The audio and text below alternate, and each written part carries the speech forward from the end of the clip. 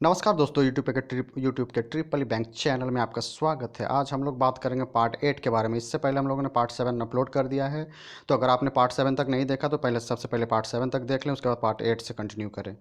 तो चलिए आज हम लोग स्टार्ट करते हैं। तो आज हम लोग एक और करेक्शन कर लेंगे कि 132 वाला जो सवाल था पार्ट 7 में, उसमें हम लोगों ने सीरीज जनरेटर के बारे में डिस्कस कर दिया था, लेकिन उसमें हमें पूछा गया था शॉर्ट शंट डीसी जनरेटर के बारे में। तो वो पूरा डिस्कशन सीरीज जनरेटर के लिए सही है, ठीक ना। तो आज हम लोग 132 का जो ओरिजिनल सवाल है उसके बारे में डिस्कस कर लेंगे। तो चलिए स्टार्ट करते हैं। तो आशा करता हूँ कि आपको पूरा सीरीज में बहुत ही मज़ा आ रहा होगा और एक अलग कॉन्सेप्ट बिल्डअप हो रहा होगा। तो आप जब पूरा सीरीज कंप्लीट कर लीजिएगा तो जनरेटर के बारे में आपको बहुत सारा चीज़ का नॉलेज हो जाएगा। तो चलिए हम लोग पार्ट 7 का 132 जो सवाल था उसको करेक्ट कर लेते हैं। देखिए, पार्ट 7 का 132 सवाल पूछ रहा था कि the series field of the short sun DC generator, लेकिन हमने वहाँ पे सीरीज जनरेटर के बारे में ओनली बात कर लिया। तो वो सवाल भी सही था, ठीक ना, वो गलत नहीं है। तो वो सिर्फ ओनली सीरीज जनरेटर के लिए। तो देखिए इसका हो जाएगा शॉर्ट शंट में क्या बोल रहा है कि सीरीज फील्ड जो है शॉर्ट शंट डीसी जनरेटर का, वो किसके द्वारा एक्साइटेड होता है। तो देखिए पहले हम लोग शॉर्ट शंट डीसी जनरेटर क्या होता है वो देख लेते हैं। तो ये है हमारा सीरीज फील्ड, ये है हमारा आर्मेचर का फील्ड, और ये है हमारा आर्मेचर, ये हो गया आर्मेचर का रेजिस्टेंस, ये हो गया हमारा सीरीज फील्ड का रेजिस्टेंस, ठीक। तो जो शॉर्ट शंट डीसी जनरेटर बोला है, तो शॉर्ट शंट मतलब छोटा होगा, छोटा फील्ड वाइंडिंग जो होगा वो सीरीज को कवर नहीं करेगा। अगर सीरीज को कवर करता है तो लॉन्ग शंट हो जाता है। तो इसमें पूछा गया कि जो सीरीज वाइंडिंग है उसमें कौन सा करंट फ्लो होगा। तो वही लोड के यहाँ पे लोड लगा हुआ है, ठीक ना। मान लीजिए बिजली का पंखा कुछ भी लगा हुआ है जनरेटर में, तो यहाँ से जो करंट फ्लो होगा सीरीज वाइंडिंग से, तो कौन सा करंट होगा, तो वही लोड ही करंट होगा ना हमारा।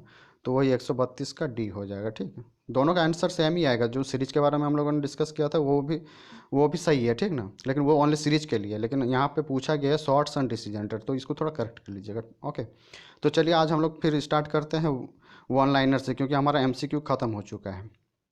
तो चलिए चलते हैं। तो देखिए आज इस सीरीज का पहला सवाल है कि a dynamo is a machine which converts heat energy into electrical energy. तो हीट एनर्जी को इलेक्ट्रिकल एनर्जी में क्यों कन्वर्ट करेगा डायनमो। डायनमो तो हमारा कन्वर्ट करेगा, तो ये आंसर हो जाएगा इसको 153 का, ये आंसर हो जाएगा नो। तो देख लेते हैं क्यों नो होगा। तो देखिए जो डायनमो होता है वो भी क्या करता है, मैकेनिकल एनर्जी को इलेक्ट्रिकल एनर्जी में कन्वर्ट करता है। मतलब घूमते हुए घुमा के हम लोग इलेक्ट्रिसिटी बनाते हैं, ठीक ना। तो रोटेटिंग पार्ट से अगर इलेक्ट्रिसिटी बना रहे हैं तो वो हो जाएगा मैकेनिकल। रोटेटिंग पार्ट है तो मैकेनिकल हो गया, और हमको आउटपुट में मिलेगा मतलब इलेक्ट्रिसिटी, तो इलेक्ट्रिकल पार्ट हो गया आउटपुट। तो मैकेनिकल को इलेक्ट्रिकल में कन्वर्ट कर दिया, ठीक ना। तो डायनमो भी हमारा इलेक्ट्रिकल मशीन ही है जो मैकेनिकल एनर्जी को इलेक्ट्रिकल एनर्जी में कन्वर्ट करता है। तो इसलिए यहाँ पे आंसर हो जाएगा नो। तो देखिए 154 का आंसर क्या हो जाएगा। सवाल क्या पूछ रहा है, देखिए when a dynamo is driven mechanically by prime mover. जो डायनमो है उसका जो क्या बोलते हैं प्राइम मूवर है, उसको हम लोग घुमा रहे हैं बाय प्राइम मूवर के द्वारा। मतलब जो उसका शाफ्ट है उसको हम लोग घुमा रहे हैं प्राइम मूवर के द्वारा, ठीक। इट इज़ कॉल्ड जनरेटर, तो सही है, क्योंकि जनरेटर का क्या होता है वो भी मैकेनिकल एनर्जी को इलेक्ट्रिकल एनर्जी में ही ना कन्वर्ट करता है। तो प्राइम मूवर के द्वारा ही हम जनरेटर का शाफ्ट को घुमाते हैं। ये जनरेटर का जो शाफ्ट है उसको प्राइम मूवर के द्वारा ही घुमाते हैं, तो वो भी मैकेनिकल को इलेक्ट्रिकल में कन्वर्ट करता है। तो डायनमो को हम लोग जनरेटर बोल सकते हैं, तो हाँ बोल सकते हैं, यस। तो 154 का क्या हो जाएगा आंसर, यस। तो देखिए उसके बाद है 155। ये देखिए सवाल क्या पूछ रहा है, a generator work on the principle of statical induced EMF. तो देखिए जिस चीज़ में रोटेटिंग पार्ट होगा वहाँ स्टैटिकल का बात ही नहीं हो सकता। तो रोटेटिंग पार्ट में हम लोग रोटेटिंग इंड्यूस्ड ईएमएफ, मतलब रोटेटिंग, वो जो वर्क कर रहा है वो रोटेटिंग प्रिंसिपल पे वर्क कर रहा है, ठीक ना। तो स्टैटिक्स वो जैसे ट्रांसफार्मर हो गया उसमें कोई रोटेटिंग पार्ट है नहीं, तो उसको हम स्टैटिकल पार्ट बोल सकते हैं कि स्टैटिकल इंड्यूस्ड ईएमएफ कर रहा है वहाँ पे, ठीक ना। लेकिन जनरेटर में तो घूम रहा है, तो घूमते हुए चीज़ को हम लोग रोटेटिंग बोलते हैं, नॉ कि स्टैटिकल, ठीक ना। स्टैटिक्स मतलब हो जाएगा कि खड़ा स्थिर। तो यहाँ भी आंसर क्या हो जाएगा, नो। तो 155 का भी आंसर हो जाएगा नो। तो चलिए और उसके बाद देखते हैं 156 क्या पूछ रहा है। 156 हमारा सवाल है, in DC generator in DC generator the field is produced by the field magnets which are stationary. जो हमारा पूल बोल रहा है कि जो डीसी जनरेटर है जो फील्ड प्रोड्यूस हो रहा है क्या वो स्टेशनरी है। तो देखिए डीसी जनरेटर में क्या होता है, खाली आर्मेचर ना रोटेट करता है, फील्ड का वाइंडिंग यहाँ पे लगा होता है इस योक में। तो ये फील्ड वाइंडिंग रोटेट कर रहा होता नहीं, तो वही पूछ रहा है कि क्या फील्ड वाइंडिंग रोटेट करता है डीसी जनरेटर में, तो हमारा यस क्या हो जाएगा सवाल कि विच स्टेशनरी, बोल रहा है कि फील्ड वाइंडिंग क्या स्टेशनरी रहता है, तो यस हो जाएगा। फील्ड वाइंडिंग तो घूमता है नहीं, वो तो स्टेशनरी रहता है, स्टेशनरी मतलब स्थिर रहता है, ठीक ना। तो 156 का आंसर हो जाएगा यस। अब देखिए 157 क्या बोल रहा है, permanent magnet are use for large DC machine to create magnetic field. देखिए परमानेंट मैग्नेट क्या होता है कि जो देखिएगा जो छोटा छोटा खिलौना वाला मोटर होता है जो टेप रिकॉर्डर वगैरह में लगा रहता है, तो उसमें देखिएगा परमानेंट मैग्नेट लगा रहता है। अगर हम लोग परमानेंट मैग्नेट का यूज करेंगे बड़ा डीसी मशीन में, यूज हाँ बड़ा डीसी मशीन में, तो क्या हो जाएगा, एक तो जो परमानेंट मैग्नेट होता है उसका वेट बहुत ज़्यादा होता है। अब मशीन बड़ा है तो कितना बड़ा परमानेंट मैग्नेट लगाना पड़ेगा, और उस कारण से क्या हो जाएगा, मशीन का वेट भी बढ़ जाएगा और साइज भी बढ़ जाएगा, जो कि हमारे लिए अफोर्डेबल नहीं होगा। तो हम लोग बड़ा मशीन में ना ये परमानेंट मैग्नेट का यूज नहीं करते, ठीक ना। तो हम लोग उसमें इलेक्ट्रोमैग्नेट बना लेते हैं, जिससे मशीन का साइज भी छोटा हो जाता है और इधर उधर ले जाने में भी आसानी होता है। तो हम लोग चाहेंगे ना कि आराम वाला चीज़ हो, कंफर्टेबल चीज़ हो, तो इसीलिए 175 का आंसर हो जाएगा कि नो, कि लार्ज मशीन में हम लोग परमानेंट मैग्नेट का यूज़ नहीं करते हैं। वैसे हम लोग कर सकते हैं लेकिन हम लोग जनरली यूज़ नहीं करते, क्योंकि वो अफोर्डेबल भी नहीं है, साइज़ भी बड़ा हो जाएगा, देखने में भी अच्छा नहीं लगेगा, वेट भी बढ़ जाएगा, तो पोर्टेबल भी नहीं होगा, ठीक ना, बहुत सारा प्रॉब्लम क्रिएट कर देगा। तो 157 का आंसर हो जाएगा नो। अब देखिए 158 क्या बोल रहा है, 158 हमारा सवाल है, the poles who acts as a support to the field coil and spread out the flux in the air gap. देखिए पोल शू क्या होता है, तो ये जो हमारा पोल शू है ये वाला, इसको पोल शू बोलते हैं, ठीक ना। तो ये क्या करता है, सवाल में पूछ रहा है कि ये सपोर्ट करता है कॉयल को, मतलब यहाँ पे जो वाइंडिंग किए हुए हैं फील्ड वाइंडिंग, तो उसको सपोर्ट करता है क्या, तो यस सपोर्ट करता है। और क्या करता है, तो जो यहाँ से जो फ्लक्स बनेगा तो उसको स्प्रेड आउट करता है ना इस आर्मेचर के, ये जो खाली जगह बचा हुआ है यहाँ पे आर्मेचर लगा के रखते हैं हम लोग घुमाने के लिए, तो यहाँ पे क्या करते हैं ये फ्लक्स को स्प्रेड आउट करता है, मतलब फैलाता है। तो यस हो जाएगा। तो 158 का आंसर क्या हो जाएगा, यस। 158 का हो जाएगा यस, ठीक ना, समझ में आ रहा होगा दोस्तों आपको। देखिए 159 का सवाल क्या बोल रहा है, 159 नंबर हमारा बोल रहा है कि जो हमारा स्मॉल डीसी मशीन है, स्मॉल डीसी मशीन में जो योक होता है वो किसके द्वारा बना होता है, तो हम लोग स्मॉल जो होता है ना उसमें हम लोग कर लेते हैं कास्ट आयरन का यूज। देखिए एक्चुअली बड़ा मशीन रहता है तो हम लोग क्या करते हैं, सिलिकॉन स्टील का यूज करते हैं, लेकिन अब मशीन छोटा है, अब सिलिकॉन स्टील का यूज करेंगे तो एक तो ये महंगा है, तो जितना मशीन का प्राइस नहीं होगा उससे ज़्यादा तो इसका प्राइस हो जाएगा, तो क्या बोलते हैं अफोर्डेबल नहीं होगा, कोई ख़रीदेगा ही नहीं, क्योंकि छोटा मशीन और इतना प्राइस हो जाएगा तो कौन खरीदेगा, तो इसलिए हम लोग वहाँ पे कास्ट आयरन का यूज कर लेते हैं, ठीक ना। तो कास्ट आयरन होगा इसका आंसर, ठीक, 159 का कास्ट आयरन लोहा।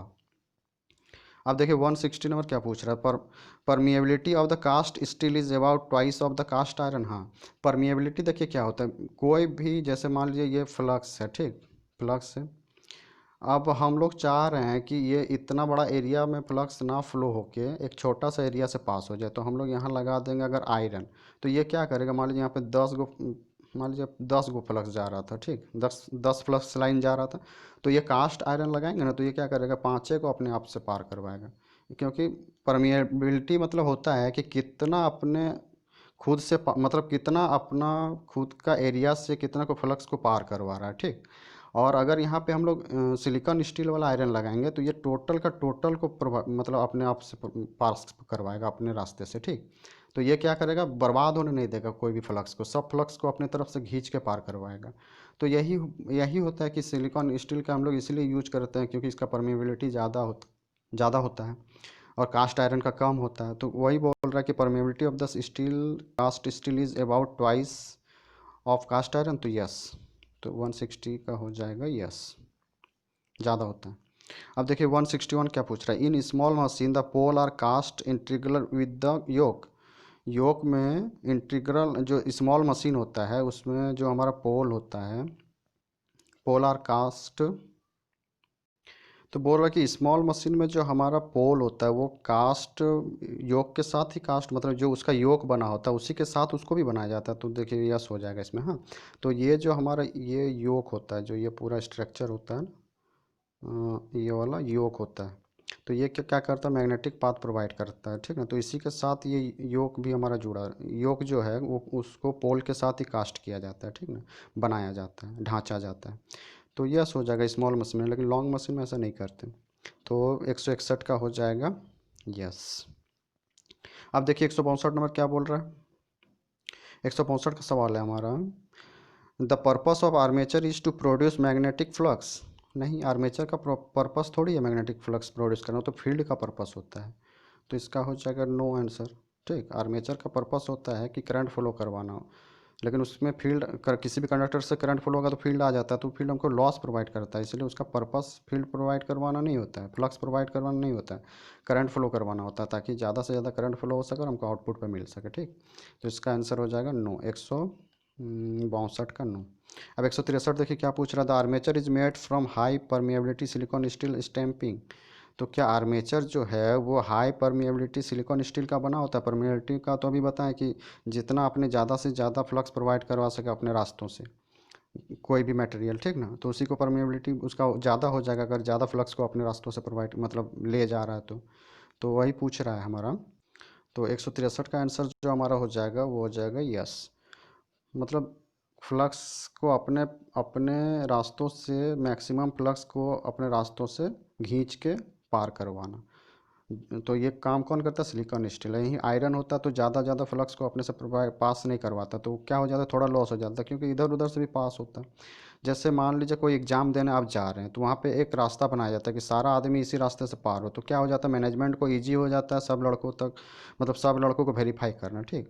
और अगर यदि एक सिंपल सा छोटा सा रास्ता गेट नहीं रखेगा और यदि इधर उधर से लड़का आ गया जाके एग्जाम में बैठ गया, तो फिर सेपरेट आउट करना या वेरिफिकेशन करना बहुत दिक्कत हो जाता है, तो वो हमारा लॉस हो जाएगा। मतलब मैनेजमेंट के लिए कितना लॉस हो गया कि ढूंढना पड़ रहा सबको। और अगर सबको एक ही रास्ते से गुजर गया तो अच्छी बात है ना कि उसका, तो मैनेजमेंट का परमिएबिलिटी ज़्यादा हो गया कि वो ऐसा अरेंजमेंट किया कि सारा का सारा स्टूडेंट उस छोटे से रास्ते से पार हो गया, तो उसको लॉस नहीं हुआ कि बार बार कहीं जाके और मैनेज कुछ करना नहीं पड़ा, एक के बार में सब सॉल्व हो गया कि वेरिफिकेशन जो भी करना होता है। तो वही हो गया परमिएबिलिटी, उसी बात को कहते हैं कि सारा का सारा फ्लक्स उस मटेरियल से ही खींच के पार करवाया गया, ठीक ना।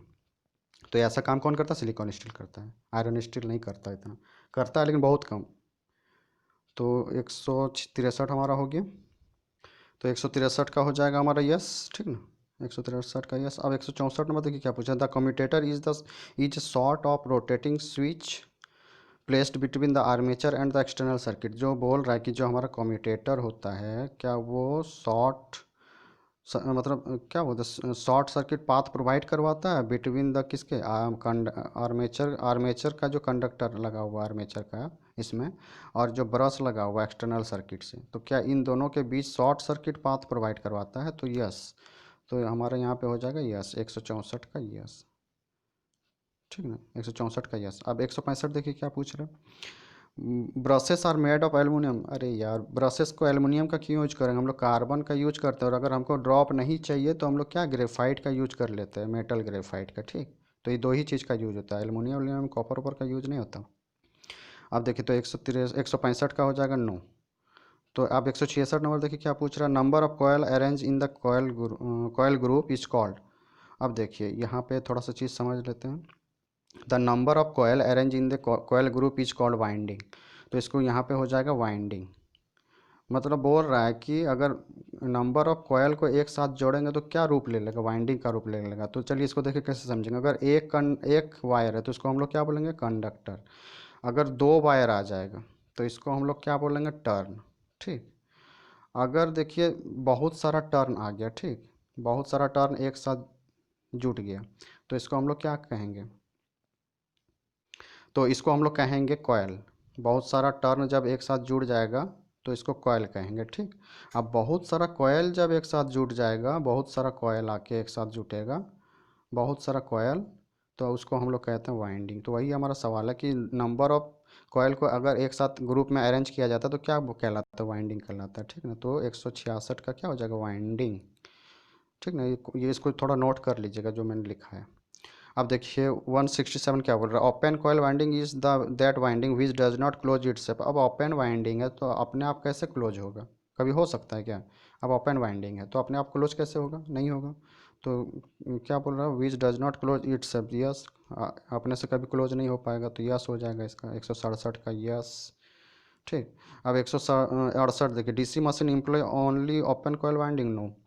अब डीसी मशीन है वो क्या ओपन कॉइल वाइंडिंग क्या बोलते हैं इम्प्लॉय करता, क्यों करेगा, वो शॉर्ट कॉइल वाइंडिंग का इम्प्लॉय करेगा ना, ताकि करंट फ्लो हो सके, और करंट फ्लो होगा तो फ्लक्स आएगा। ठीक ना, फ्लक्स को कट करेगा तभी ना करंट आएगा, अब शॉर्ट सर्किट नहीं रहेगा तो करंट कहाँ से आएगा। तो हो गया हमारा ये ओपन कॉइल का ओनली नहीं यूज करते हम लोग, ओनली लगा दिया है। तो इसका हो जाएगा 168 का नो। अब देखिए 179 क्या बोला, ring of the armature winding is an early form of the armature winding, तो हो जाएगा यस। देखिए रिंग क्या होता है, जो जो हमारा वाइंडिंग होता है, देखिए तो इसमें भी इस तरह का वाइंडिंग रहता है, तो इसको भी रिंग बोल देंगे, रिंग वाइंडिंग। और उसके बाद एक वाइंडिंग होता था हमारा इस टाइप का, और जहाँ यहाँ से वाइंडिंग करते थे ऐसे करके, मान लीजिए ये हमारा क्या बोलते हैं, ये आर्मेचर है और उसमें वाइंडिंग कर रहे हैं ऐसे, एक बार नीचे से पार कर रहे हैं, एक बार ऊपर से, एक बार नीचे से ऊपर से, तो ये रिंग वाइंडिंग होगा, तो अर्ली फॉर्म था ये।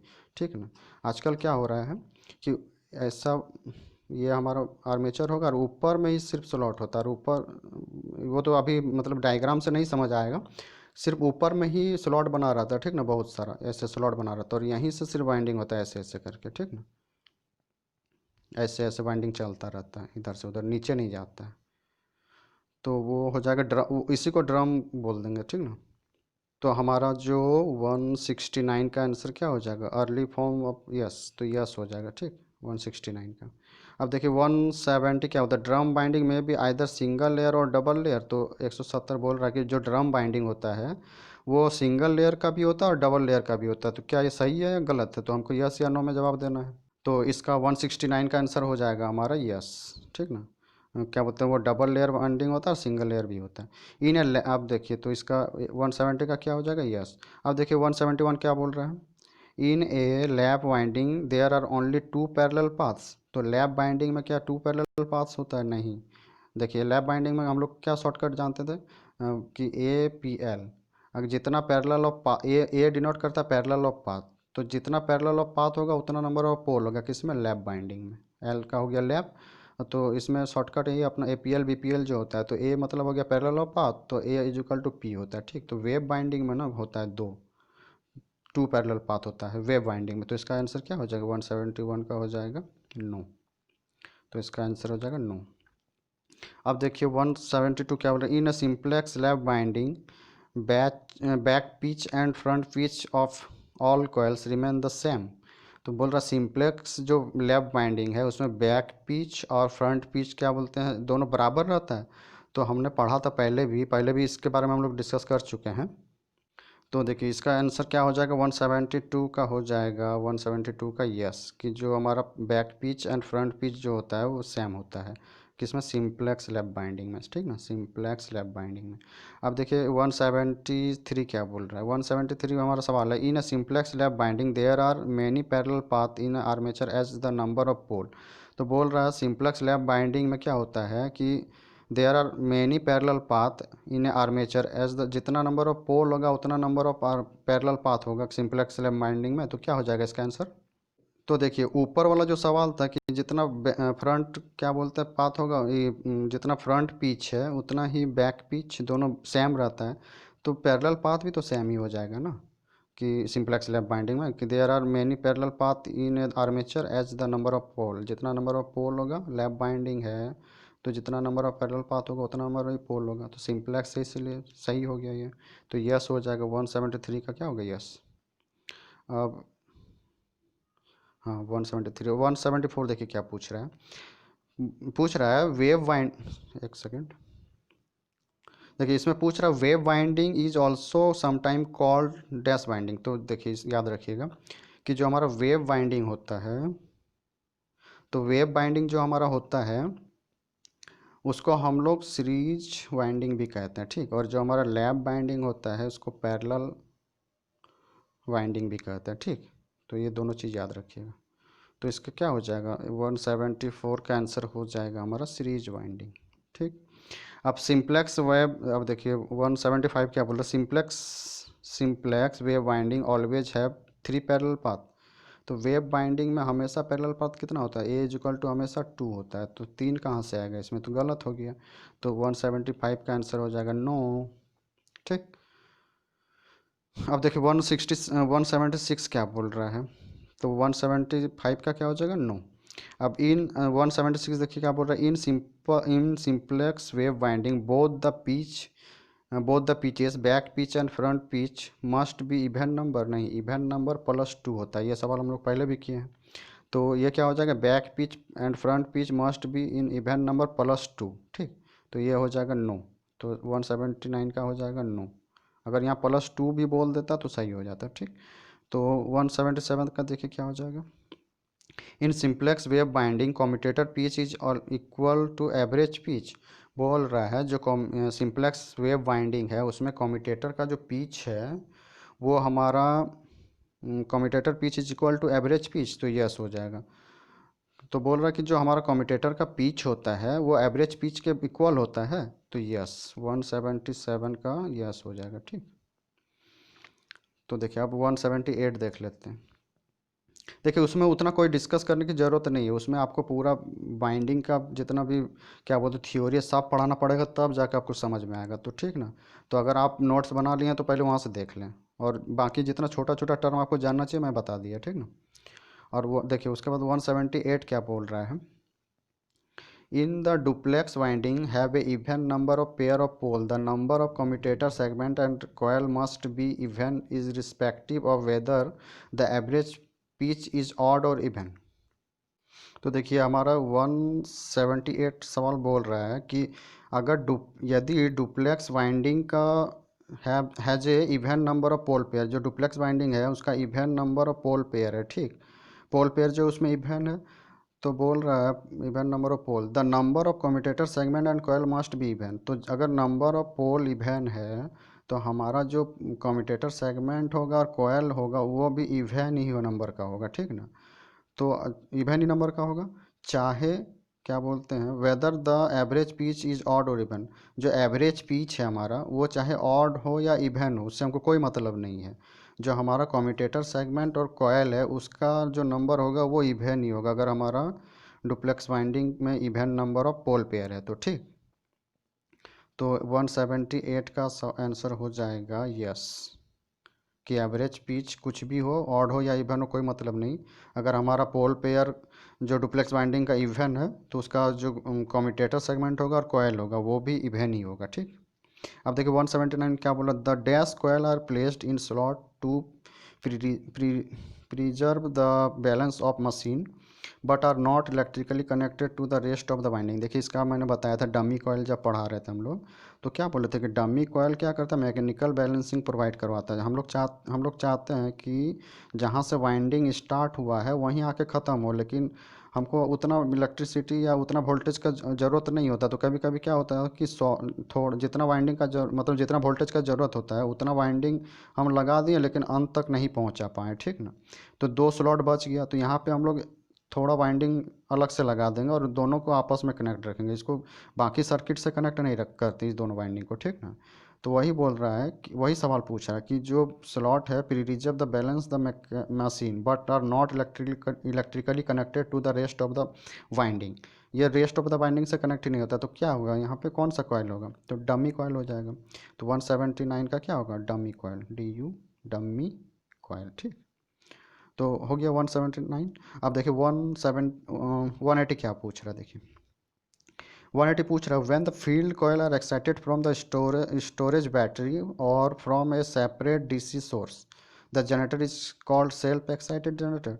अब देखिए जब हम आपको बता रहे थे कि क्या क्या डीसी मशीन में कौन कौन सा टाइप होता है, तो अगर हम क्या बोलते हैं देखिए सबका नाम फील्ड वाइंडिंग के एक्साइटेशन पर ही पड़ा है। अगर फील्ड वाइंडिंग को हम सेल्फ एक्साइटेड करते हैं मतलब जो सप्लाई हम ले रहे हैं उसी से अगर फील्ड वाइंडिंग क्या बोलते हैं एक्साइटेड हो रहा है तो उसको हम लोग सेल्फ बोल देते हैं। ठीक, तो सीरीज और शंट जनरेटर जो होता है वो सेल्फ एक्साइटेड होता है, और जो सेपरेटली एक्साइटेड में क्या होता है ना कि हम लोग फील्ड वाइंडिंग को अलग से, देखिए ये हमारा फील्ड वाइंडिंग यहाँ पे रहेगा, ठीक, इसको अलग से बैटरी लगा के सप्लाई देते हैं।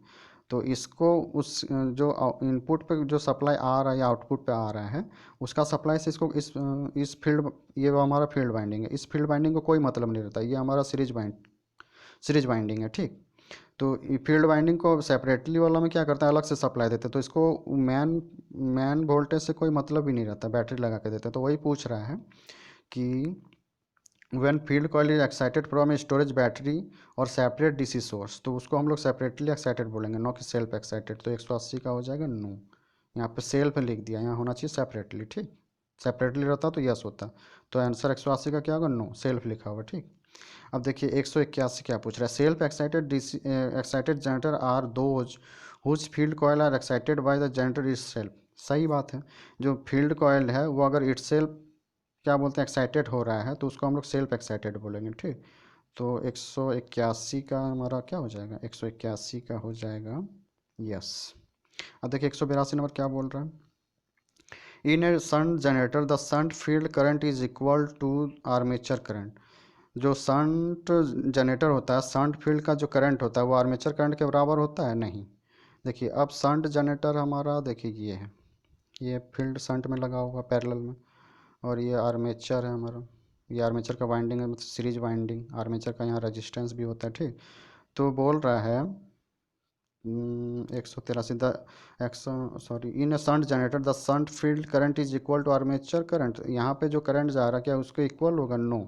यहाँ पे कुछ अलग करंट होगा, यहाँ पे कुछ अलग करंट होगा, क्योंकि इसका रेजिस्टेंस अलग है, वाइन इसका रेजिस्टेंस अलग होता है। हम लोग देखते हैं ना जब न्यूमेरिकल सॉल्व करते हैं तो इसका रेजिस्टेंस बहुत कम होता है, 0.5 यहाँ पे जो रेजिस्टेंस है उसको देता है, और जबकि सीरीज का शंट का रेजिस्टेंस बहुत ज़्यादा देता है, तो कम करंट यहाँ से फ्लो होगा, यहाँ से ज़्यादा करंट फ्लो होगा, तो कैसे इक्वल बोलेंगे हम, तो इसका हो जाएगा नो।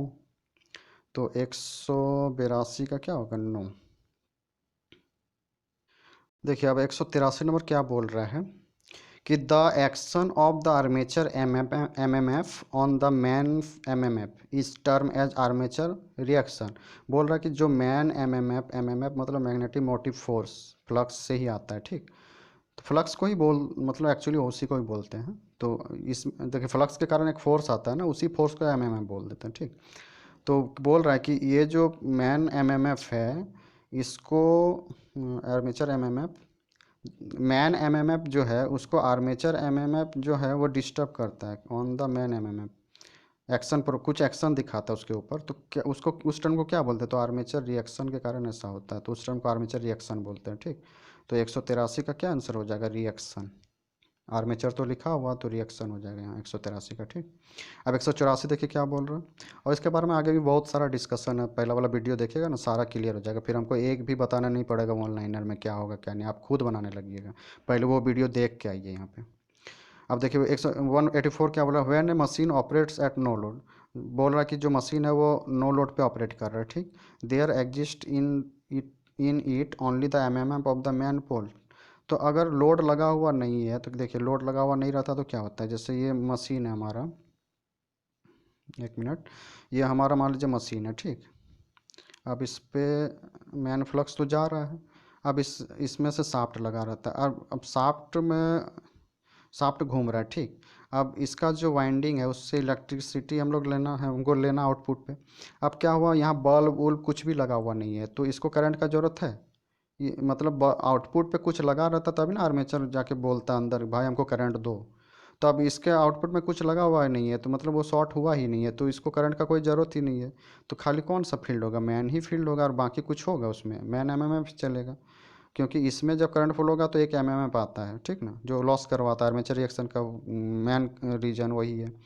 तो इसका आंसर देखिए क्या हो जाएगा, when a machine operate at no load there exist only the MMF of the main pole. तो मैन पोल के कारण ही जो एमएमएफ आता है बस, बाकी तो और किसी के कारण से नहीं आता है, तो यस हो जाएगा 184 का क्या हो जाएगा, यस। अब देखिए 185 नंबर क्या पूछ रहा है, 185 का सवाल है हमारा, the armature magnetic field demagnetise the man flux and distort it. तो बोल रहा है कि द आर्मेचर मैग्नेटिक फील्ड जो है वो डीमैग्नेटाइज करता है मैन फ्लक्स को। तो बार बार तो हम बताएं आपको कि जो ये मैन फ्लक्स है, अब आर्मेचर में करंट फ्लो होगा तो एक वहाँ से मैग्नेटिक फील्ड आएगा, तो एक फ्लक्स आएगा, उसमें करंट फ्लो होगा तो एक फ्लक्स आएगा जो क्या करेगा इसको या तो मैग्नेटाइज करेगा या क्रॉस मैग्नेटाइज करेगा या डी मैग्नेटाइज करेगा, ठीक ना। तो वही पूछ रहा है कि डिस्टॉर्ट करेगा या डिमैग्नेटाइज करेगा, तो करेगा ही। तो हमारा 185 का आंसर क्या हो जाएगा, यस।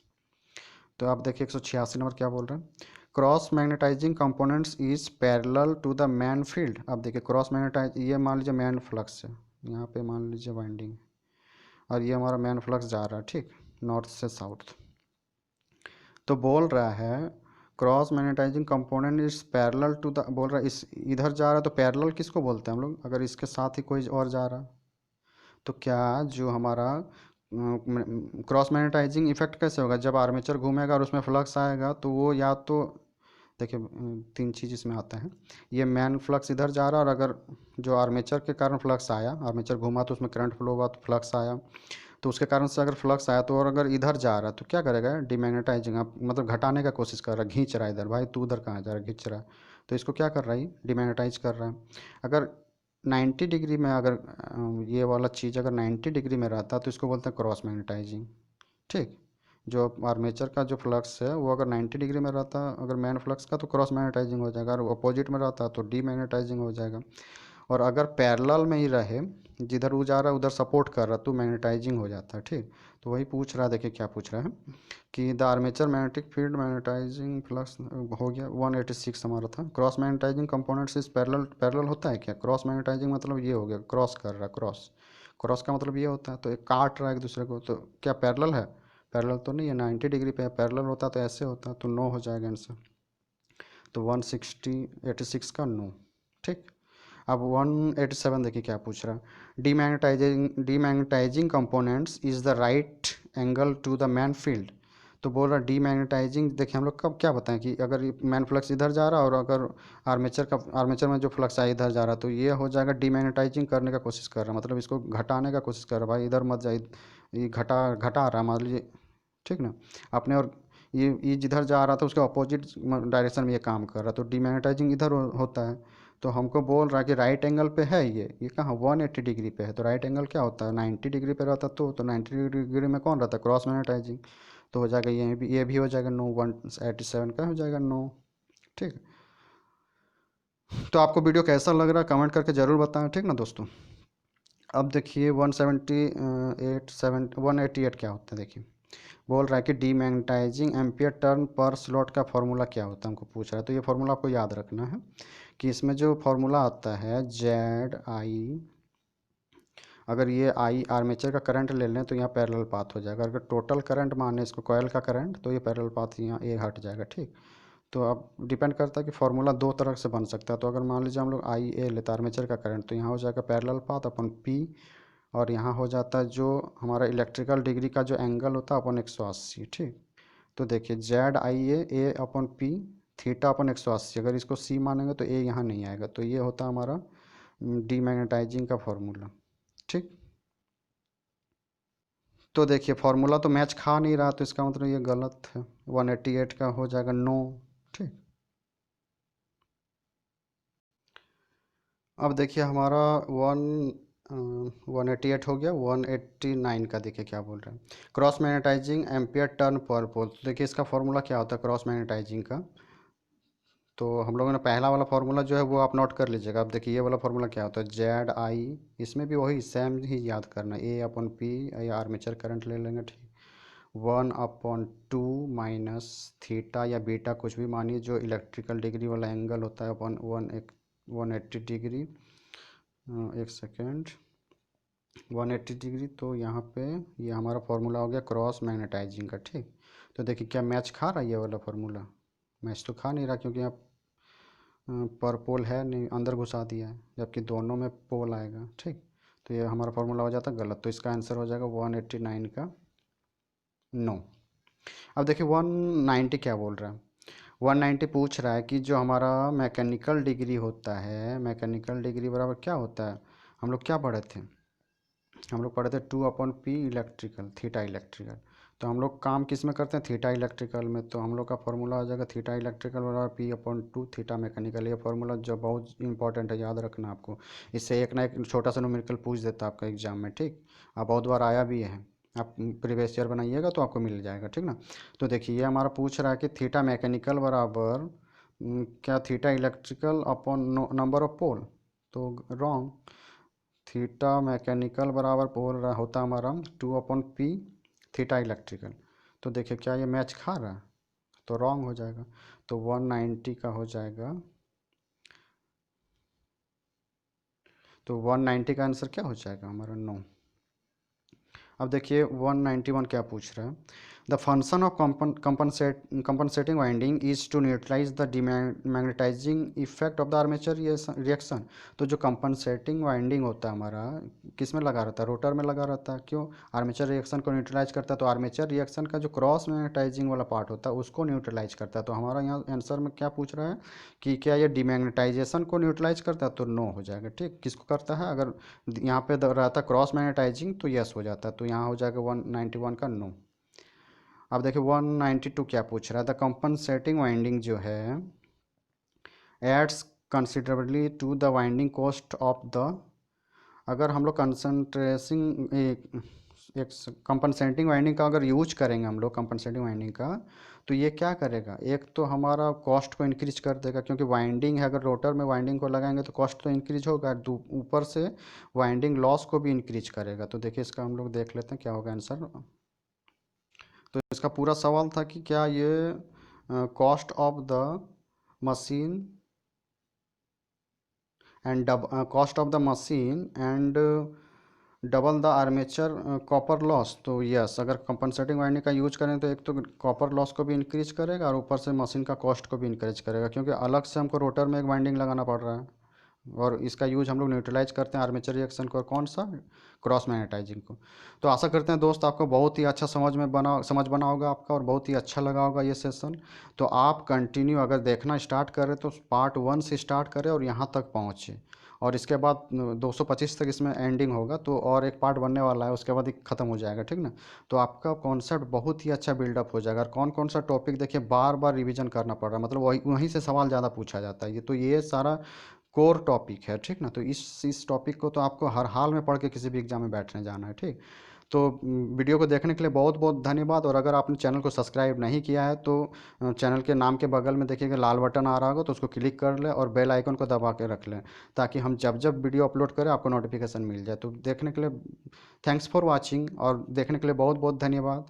और कंटिन्यू वीडियो पे बने रहें और इस वीडियो को ज़्यादा से ज़्यादा शेयर करें, ताकि ज़रूरतमंदों तक पहुंच सके जो कोचिंग एफर्ट नहीं कर पा रहे। तो best of luck for your exam and thank you for watching, और बेस्ट